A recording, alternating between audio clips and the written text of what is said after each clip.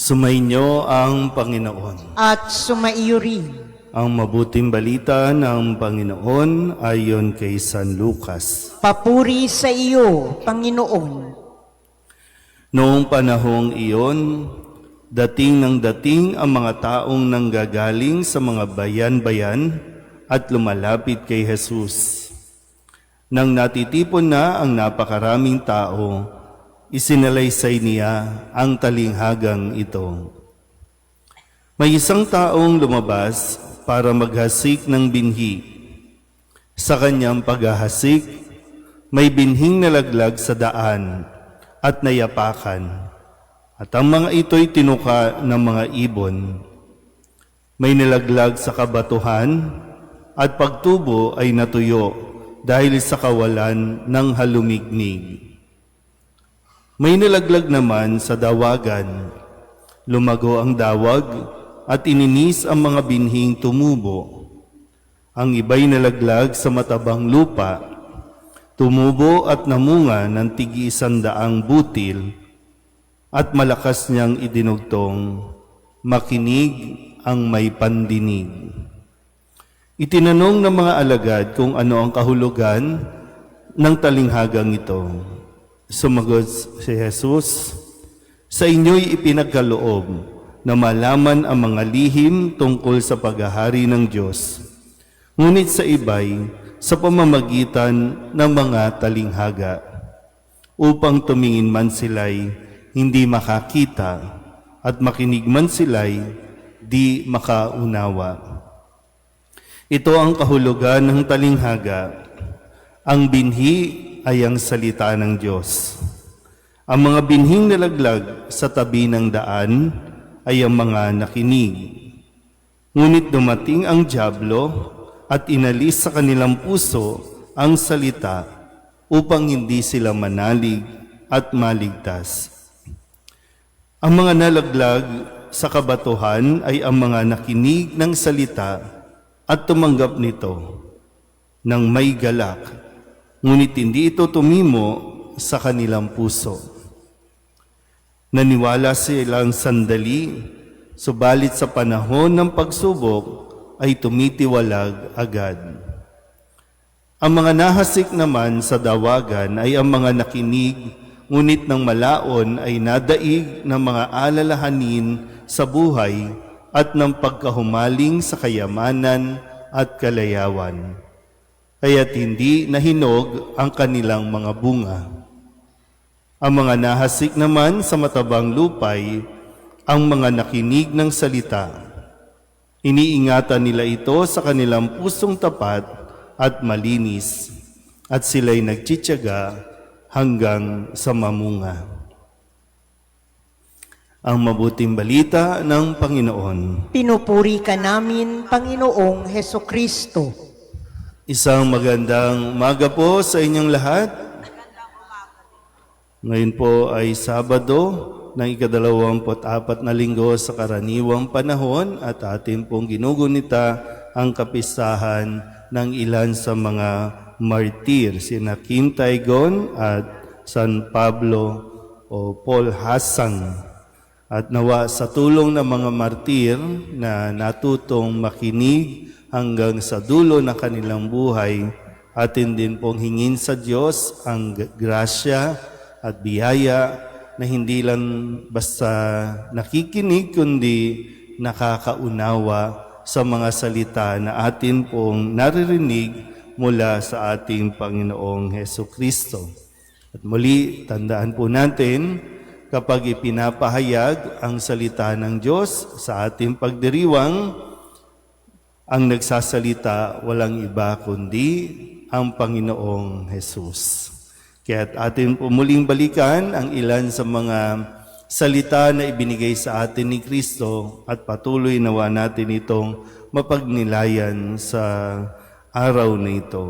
Noong Lunes, sa pagdiriwang po ng kapistahan ng kapanganakan ng Mahal na Birhen, atin pong narinig ang pagtatagubili ni Jesus sa kanyang ina, sa kanyang alagad at ganun din sa alagad na minamahal ni Jesus. At ang sinabi mula noon, siya'y pinatira ng alagad na ito sa kanyang bahay.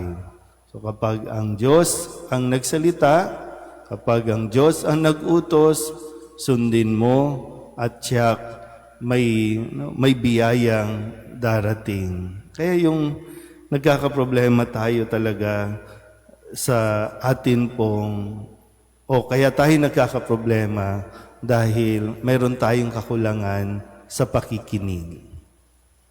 Nung Martes, yung isang lalaki na namatay, kaisa-isang anak ng isang byuda, binuhay ito ni Jesus. Sinabi niya, "Binata, bumangon ka." At ito'y muling ibinigay doon sa byuda o sa isang babaeng balo. Nung Miyerkules naman, sabi ni Kristo, "Saan ko ihahambing ang mga tao ngayon?" Paano nga ba, no? Minsan, dinidepende natin yung pakikinggan natin sa itsura, sa suot, sa katayuan, sa lipunan. So nagkakaroon tayo ng bias, no, sa pakikinig natin na kahit na mali, nagiging tama dahil sa kanyang status sa lipunan. Nung Huwebes naman, ang sinabi sa atin sa pamamagitan ng kwento ng isang babaeng walang tigil na umiiyak at ang luha niya ang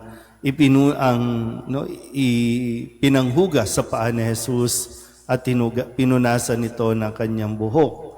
At ang tingin ng mga tao, ito ay makasalanan, pero hinayaan ito ni Jesus na gawin niya bilang tanda ng kanyang pagsisisi at paghingi ng tawad.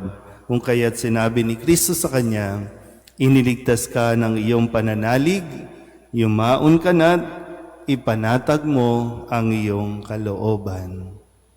Diba, masarap pakinggan po yung assurance, no, na nanggagaling kay Kristo na kung ano man ang atin pong pinagdaraanan, pakinggan mo lang si Kristo at pag sinabi ni Kristo, ipanatag mo ang iyong kalooban, ipanatag mo.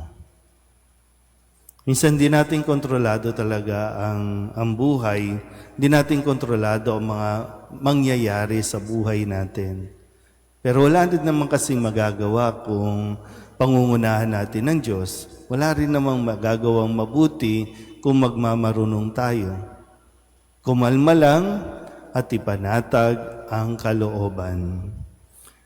Kahapon, pinakilala sa atin ang role ng mga kababaihan sa misyon ng ating Panginoong Hesukristo na magpahayag ng mabuting balita at kapatawaran ng mga kasalanan.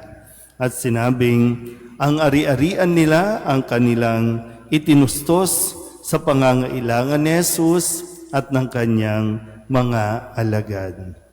So may bahagi na ginagampanan maging ang mga kababaihan. Hindi lang yung mga apostol, kundi mayroon ding mga naglilingkod na tinatawag din mga alagad ni Kristo. At ngayon, matapos nga natin na marinig ang lahat ng ito, ano na nga ba? Ano ba wala ngayon? Naalala niyo pa ba yung Lunes? Kaka-review ko lang. Yan, ganyan, di ba? Naalala niyo ba yung kahapon? Naalala niyo ba nung Miyerkules? Yan. Kasi di ba, sabi nga ni Kristo, ang binhi ay ang salita ng Diyos. O binigay, binato na. Ito tayo, iba't ibang uri ng mga nakikinig. Napakinggan, pero sa isang iglap lang, ano nga bang sinabi ni Jesus kanina? Ano ba, may sakit na ba talaga tayo? O normal na sa atin ang magbingi-bingihan? Yan, sabi ni Kristo, di ba?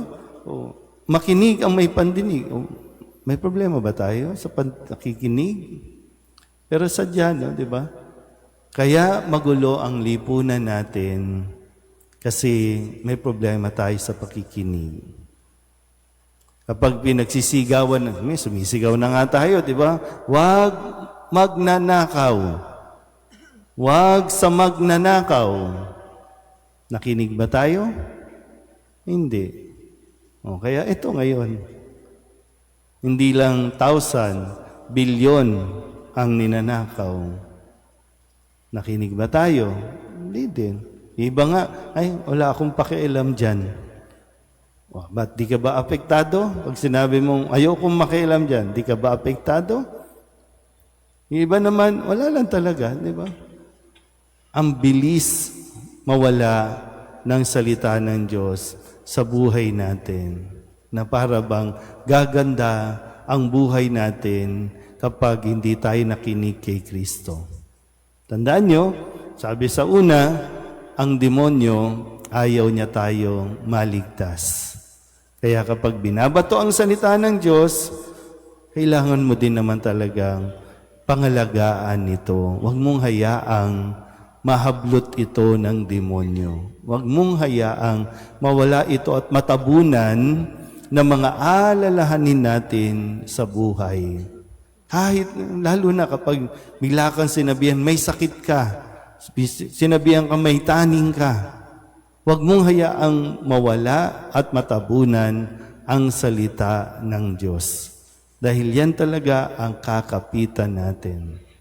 Muli, ang kapitan natin sa mga panahon, lalo na sa mga panahon ng kaguluhan, kalituhan, walang iba kundi ang salita ng Diyos, hindi ang salita ng tao. Amen.